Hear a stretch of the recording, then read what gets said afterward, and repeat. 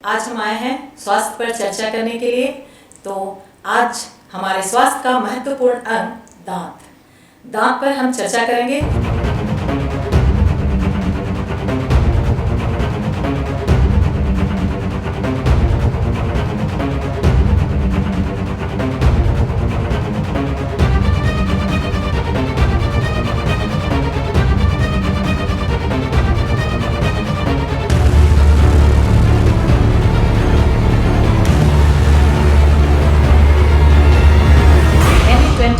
आप सभी का हार्दिक स्वागत करता है।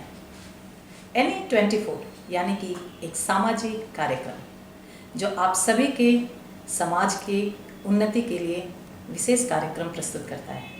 ठीक इसी तरह आज का भी कार्यक्रम है स्वास्थ्य पर चर्चा। दांत जो हमारे शरीर के महत्वपूर्ण अंग है और अपने चेहरे में निखार लाने में महत्वपूर्ण भूमिका निभाती है। इसी दांत पर चर्चा करने के लिए हम साक्षात्कार के लिए उपस्थित हुए हैं और साक्षात्कार करेंगे डॉक्टर रीता मुनि गोस्वामी जो एक डेंटल सर्जन हैं।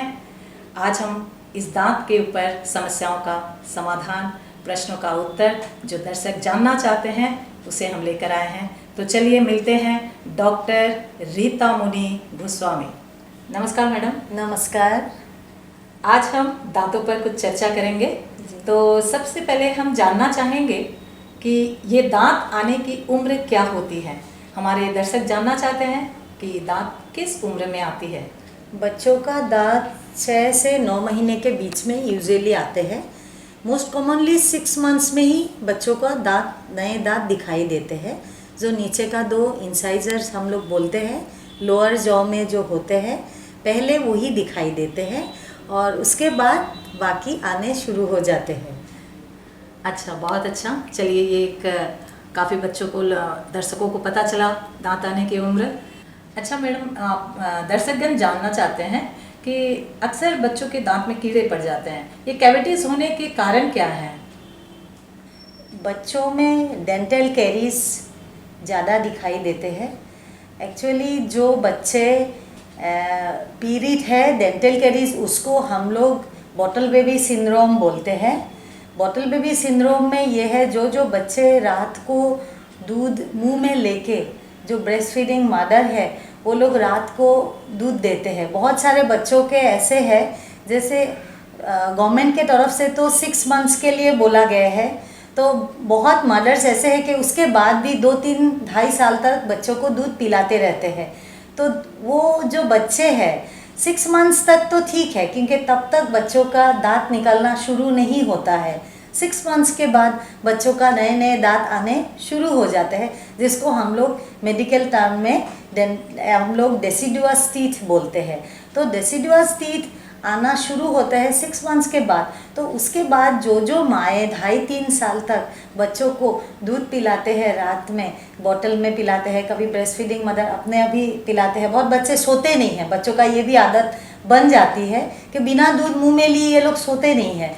तो यूजुअली क्या होता है, जो मुंह में दूध लेके बच्चे सो जाते हैं, तो ये मुंह में लेने के कारण उन लोगों का जो मिल्क के कांटेक्ट में दांत रहते हैं, तो वहाँ पे शुगर रहता है मिल्क में और बैक्टीरिया के लिए एक बढ़िया प्लेटफॉर्म बन जाता है और उसी से वहाँ पे डीके शुरू हो जाते हैं।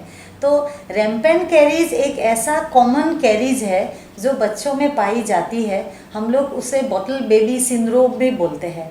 ये बच्चा बॉटल जब लेते हैं, रात को मुंह में दूध लेके ही ये लोग सो जाते हैं। और ये बॉटल बेबी सिंड्रोम का यही है कि ऊपर के दांत ज़्यादा अफेक्टेड होते हैं देन नीचे के दांत, क्योंकि नीचे के दांत टंग से प्रोटेक्टेड रहते हैं थोड़ा बहुत। तो ऊपर के दांत में इतने डिके हो जाते हैं कि बच्चों का ओनली रूट्स ही रह जाती है। तो यूजुअली 3 साल से बच्चों में हम लोगों को जो बच्चे 3 साल तक रात को दूध पीते हैं, बॉटल से पीते हैं या मम्मियाँ पिलाती है, और वो सब बच्चों में ये बॉटल बेबी कैरीज बहुत मिलते हैं, जिसे हम लोग रैम्पेंट कैरीज बोलते हैं। और ये बिना जो बच्चे नहीं पीते हैं, इन लोगों में भी कैरीज दिखाई देते हैं। ये एक्चुअली इसीलिए क्योंकि बच्चे रात को ब्रश करके सोने की आदत मम्मियाँ नहीं डालती है, बल्कि आजकल हम लोगों ने हर पेशेंट को बोलना शुरू किया है कि 2 बार ब्रश करना है, बच्चे हो बड़े हो सभी को। तो लोग अभी फॉलो करने लगे हैं, लेकिन बच्चे कभी कभी मिस कर जाते हैं। जैसे स्टिकी फूड ले लिए, खाने के बाद कोई भी ले लिए, दांत में रह गया, कुल्ला अच्छे से नहीं किया, उसके बाद ब्रश भी नहीं किए, वैसे ही सो गए। तो ऐसे कुछ दिन करने से धीरे धीरे उन लोगों का ये आदत बन जाती है, बीच बीच में ब्रश करते हैं और कई बार नहीं करते हैं। तो उन लोगों का ऊपर से इनामल भी थोड़ा सा वीक रहते हैं, थोड़ा सा खाना फंसते ही वहाँ पे बैक्टीरिया आ जाते हैं और डीके प्रोसेस शुरू हो जाता है। अच्छा, बहुत अच्छी जानकारी दी आपने।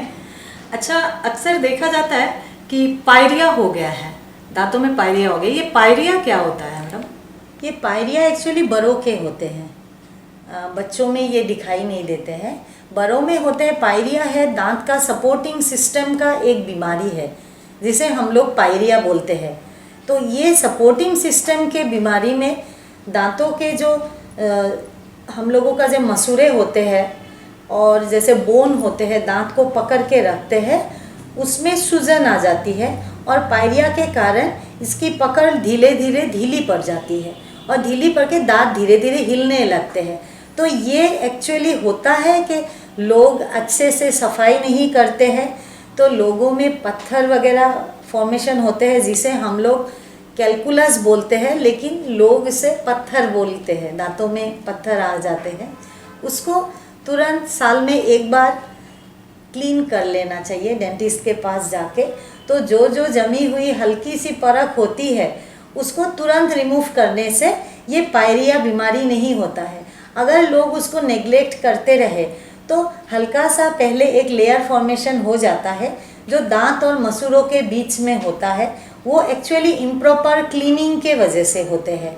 तो अच्छे से क्लीन नहीं करने से वो परख रह जाती है और बाद में वो एक पतली सी स्टोन जैसा डिपॉजिट हो जाता है और उसी से हमेशा दांतों का जो मसूड़ा है वो घिसता रहता है और मसूड़ा बाद में सूजन आ जाती है और वहाँ पे एक पॉकेट सा बन जाता है और इसके बाद लेयर बाय लेयर वहाँ पे खाना फंस के एक मोटा सा परत बन जाती है।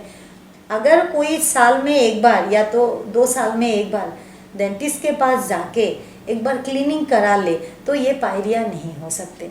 और साथ में आपको फाइब्रस फूड भी लेना है, ब्रशिंग 2 टाइम करना है, गर्म पानी में नमक डाल के कुल्ला करना है, ये आपको फॉलो करना है। ऐसे होने से आपका पायरिया नहीं होगा। अच्छा मैडम, आपने तो बहुत अच्छी जानकारी दी। अब हमारे दर्शक जानना चाहते हैं कि अक्सर दांतों में कीड़े लग जाते हैं, तो इन कीड़ों की क्या ट्रीटमेंट होती है? अगर कीड़ा लग जाए तो अगर द पेशेंट को कोई प्रॉब्लम नहीं है, कोई सेंसिटिविटी नहीं है, ठंडा गरम का सेंसिटिविटी नहीं है, दर्द नहीं है, बस पेशेंट का कभी कभार यही कंप्लेन रहता है कि खाना फंस गया है। तो अगर खाना फंस गया है तो डॉक्टर के साथ तुरंत कंसल्ट करें। हम लोग उस दांत को अच्छे से चेक करते हैं। अगर ये हल्का सा कैविटी है, ज़्यादा डेप्थ तक नहीं गया है तो हम नॉर्मल फिलअप, परमानेंट फिलअप कर देते हैं। अगर पेशेंट का कोई कंप्लेन होता है, जैसे गर्म पानी से लगा, गर्म पानी पीने से दर्द होता है, बहुत ज़्यादा दर्द हो रहा है, तो तब हम लोग एक एक्सरे करके अच्छे से देख लेते हैं कि ये कैविटी अंदर नस तक तो नहीं गई है, क्योंकि दांतों में 3 परख होती है। एक इनामल होता है पहला परख, दूसरा परख डेंटिन होता है, तीसरा परख पल्प होता है। पल्प दांत का जहाँ पे नस होते हैं और ब्लड वेसल्स होते हैं। तो अगर कैविटी नस तक नहीं पहुँची है तो हम लोग नॉर्मल रेगुलर फिलअप से दांत को बचा सकते हैं।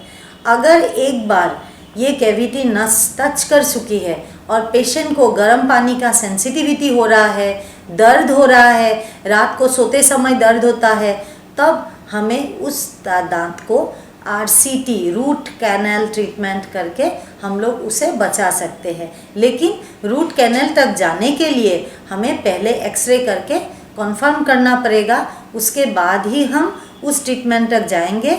और रूट कैनल ट्रीटमेंट बहुत ही बढ़िया ट्रीटमेंट है। पहले जैसे दांत को निकाला जाता था, आजकल हम लोग RCT बोलते हैं। ये जो फिलअप है ये रूट तक आता है।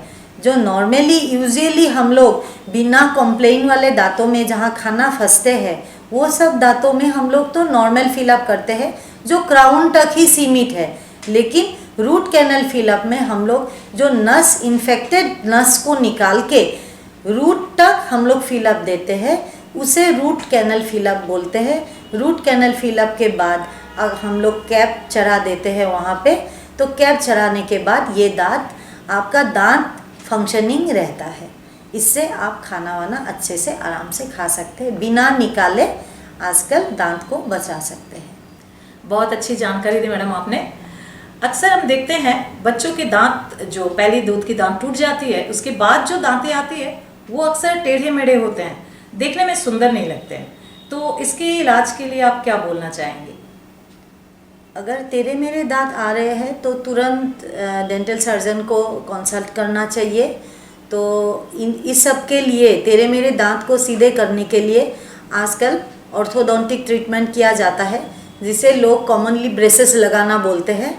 तो ब्रेसेस लगा के हम लोग तेरे मेरे दांत को सीधे कर सकते हैं। नॉर्मल जो हम लोगों के दांतों के पोजीशन है उसी में हम लोग लाते हैं। ये 1.5 साल 2 साल लग जाते हैं, मिनिमम 1.5 ईयर में ये ट्रीटमेंट कंप्लीट हो जाते हैं और उसी में से दांत सीधे ठीक हो जाएंगे। अच्छा, बहुत ही अच्छा जानकारी दी मैडम आपने। अच्छा, अभी अक्सर देखा जाता है युवाओं में, जो यंग जनरेशन है, अक्सर दांत दर्द होते हैं। तो दांत दर्द तो होते हैं, तो आप क्या दांत निकालना उसके लिए अच्छा इलाज बोलेंगी या और कुछ बताना चाहेंगी? जरा आप बताइए हमारे दर्शकों को। नहीं, दांत जो कैरीज के वजह से दर्द होता है, यंग जनरेशन में कैरीज डिके टेंडेंसी बहुत दिखाई देते हैं आजकल, क्योंकि सारे लोग आजकल फाइब्रस फूड खाना भूल गए हैं, सब जंक फूड लेते हैं, ब्रश नहीं करते हैं सिंसियरली। तो कैरीज टेंडेंसी उन युवाओं में बहुत ज़्यादा पाए जाते हैं और ऊपर से पानी नहीं लेते हैं ये लोग, रिंसिंग नहीं करते हैं, तो फूड रेमनेंट्स वही रह जाते हैं, तो डिके शुरू हो जाता है। तो दर्द अगर हो तो मैं पहले तो निकाला जाते थे, मैं तो आजकल हम लोग रूट कैनल करके दांतों को बचा लेते हैं। हाँ, मैं तो सजेस्ट नहीं करूँगी अपने तरफ से निकालना, इसको बचा के ही रखे, वो अच्छा रहता है। अच्छा रहता हाँ जी, हाँ, दांत तो बहुत ही सुंदर चीज़ है, दांत चेहरे की चमक है, उसको बचा के रखने में ही हमारी भलाई है। मैडम आपने बहुत ही अच्छी जानकारी दी है। अक्सर दांत जो है थोड़ा पीलापन आ जाता है दांतों में, किसी किसी का बहुत पीला दिखाई पड़ता है, किसी किसी का दांत बहुत सुंदर दिखाई पड़ता है। तो इसके लिए थोड़ा बताइए, पीलापन कैसे दूर किया जा सकता है? दांतों में अगर स्टेन है, स्टेन वगैरह है तो आप स्केलिंग करा के उसे रिमूव कर सकते हैं। पॉलिशिंग का एक ट्रीटमेंट भी है और आजकल तो ब्लीचिंग भी करते हैं दांतों का। ब्लीच करके भी, टूथ ब्लीचिंग से भी दांतों का जो येलोइक परत है उसे कम किया जा सकता है। और स्केलिंग से जो एक्सटर्नल स्टेन्स है दांतों में, जैसे फूड स्टेन हो गया, बहुतों का टोबैको स्टेन है, पान सुपारी का स्टेन है, ये सब स्केलिंग प्रोसीड्यूर से कर दिया जाते हैं सब। हाँ, बहुत ही अच्छी बात है, बहुत ही अच्छी बात। अक्सर देखा जाता है कुछ खाने पे दांत में फंस जाते हैं, तो लोग कुछ से भी निकालने के लिए तैयार हो जाते हैं। तो ऐसी कोई आपके इस इलाज में है कि हम इजी वे से जो फंसी हुई चीज़ है उसको हम निकाल के दांत को केयर कर सकते हैं, संभाल के रख सकते हैं? दांतों में अक्सर खाना तभी फंसते हैं जब 2 दांतों में गैप आ जाता है। तो अगर खाना फंसना शुरू हुआ तो मैं तो सजेस्ट करूँगी तुरंत डॉक्टर का परामर्श लें, क्योंकि खाना फंसने का रीज़न ये है कि एक तो वहाँ पे कैरीज शुरू हो सकता है, जो डीके बोलते हैं हम लोग, कैविटी हो गया है, उसके वजह से भी दोनों दांतों में खाना फंसना शुरू हो जाता है। और दूसरी बात, बहुत एक उम्र के बाद धीरे धीरे मसूड़ा पायरिया के कारण नीचे चली जाती है, तभी दांतों में गैप आ जाते हैं और खाना फंसना शुरू होता है। तीसरी बात यह है कि अगर पेशेंट ने कभी कभार एक मिडिल का जो हम लोगों का जो दांत होते हैं उसी का बीच का एक दांत समझ लीजिए निकाल लिए, तो उन्होंने रिप्लेस नहीं कराया, नया दांत नहीं लगाया, तो क्या होता है आसपास के जो दांत है वो टुवर्ड्स द एम्प्टी स्पेस, जो खाली जगह है वहाँ शिफ्ट हो जाते हैं और ऊपर के दांत भी नीचे आ जाती है। तो तभी क्या होता है, पास वाले दांतों में गैप आ जाती है और खाना फंस जाते हैं। तो ऐसे केसेस में हम लोगों का ट्रीटमेंट है, जैसे ब्रीजेस लगा सकते हैं, फिक्स दांत लगा के उस जगह को भर दीजिए तो प्रॉब्लम सॉल्व हो जाएगा। और अगर नेचुरली आपका गैप है कि आपका कोई प्रॉब्लम नहीं है, कैरीज नहीं है, दांत भी नहीं निकाला, लेकिन नेचुरली मसूरा धीरे धीरे मसूरों ने पकड़ छोड़ दिए हैं बिकॉज ऑफ एजिंग प्रोसेस, इसके लिए भी हम लोगों का कभी कभी मसूरा थोड़ा थोड़ा नीचे उसने पकड़ छोड़ देते हैं दांत का, तो दांतों के बीच में गैप आ जाते हैं और खाना फंसना शुरू होता है। ऐसे केसेस में टूथपिक मैं तो सजेस्ट नहीं करूँगी, लोग यूज़ करते रहते हैं, लेकिन बाज़ारों में डेंटल फ्लॉस मिलता है, रेडीमेड फ्लॉस आता है और उसी से आप सुबह शाम फ्लॉसिंग करिए तो अच्छा रहेगा। खाना को निकाल दीजिए, हमेशा खाने के बाद गर्म पानी में नमक डाल के कुल्ला करिए, जितना भी फूड रेमनेंट्स है सारा गर्म पानी में डिज़ोल्व होके निकल के आ जाएंगे। बहुत अच्छी जानकारी दी मैडम आपने। काफ़ी समय देखा जाता है दांतों में ऐसी कुछ प्रॉब्लम आ जाती है कि दांत को निकालना मजबूरी होता है, लोग निकाल भी लेते हैं, लेकिन जो जगह खाली रह जाता है उसको भरने के लिए आप क्या उपाय बताना चाहेंगे?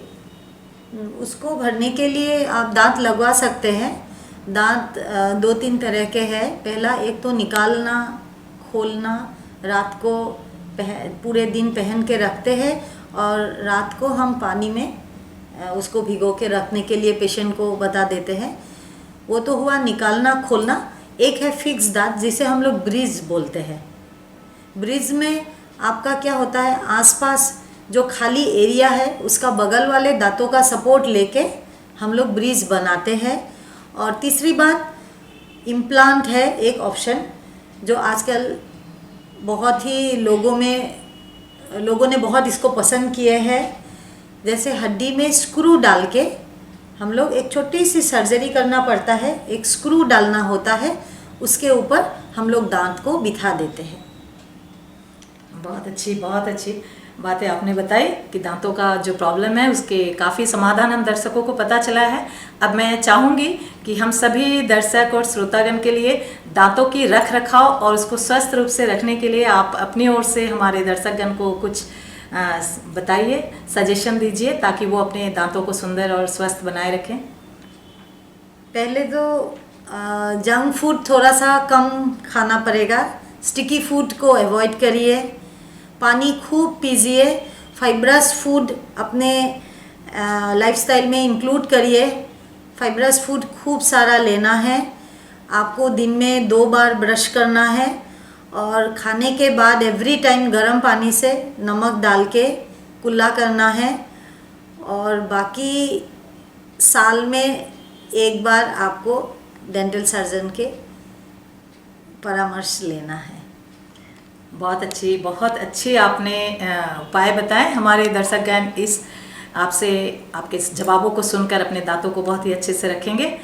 आज हम लोग दांत पर चर्चा किए डॉक्टर रीता मुनि गोस्वामी मैडम से, जिससे अब हम सभी अपने दांतों को बहुत सुंदर स्वस्थ रख सकते हैं, अपने चेहरे को भी चमका सकते हैं।